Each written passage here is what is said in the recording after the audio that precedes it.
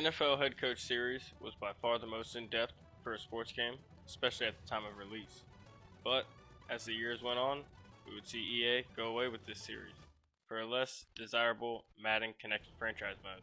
As time has gone on, more and more people have dived back into the old school sports games, as they simply are just better. Today, we'll be giving out 8 quick tips for the best NFL head coach game in my opinion.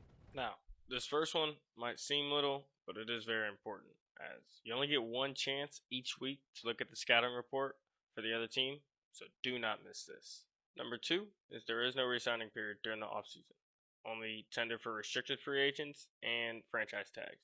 If you don't see your player come up for contract talks during the season, it's because they will be a restricted free agent and you would choose a tender on them at the end of the season. Another huge tip that seems very small is always to turn the ticker down to the slowest speed if you leave the home page.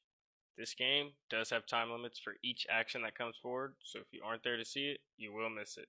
And yes, it will sim your games. The next tip is about trading, which is very difficult and time consuming. If you ask a team for a specific package and they say the offer is good or legitimate but they don't accept, request the same offer 2 or 3 more times and they will give in. Whatever the CPU offers you, just know it's an extreme lowball and you can ask for a little bit more.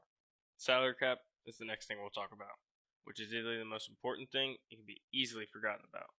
With the weird trading system, it's not very easy to unload players to clear cap. You have to sign all draft players to contracts after the draft, so if you use all your money in free agency, you won't have any to sign any draft picks. Top 15 picks will have some pretty hefty contracts. Lucky number 6 is that playbooks and playbook knowledge is arguably the most important thing in this game. During the preseasons, spend your game plans on teaching rookies the playbook, because this not only helps him, but also the rest of his teammates learn the playbook. Unlearned plays rarely work if ever, so it is important to at least learn the ones before you use them. Number 7 is, while all draft classes are randomized, you will start to see a bunch of the same players across different draft classes and different saves. This means you'll get a heads up advance on who's good and who's not. The last tip has to do with the injury system, where if you choose to place a player on IR, it will effectively end their season right there. You will not be able to activate them off IR during the season. One last little bonus tip is that the autosave feature is there, but it's not automatically turned on.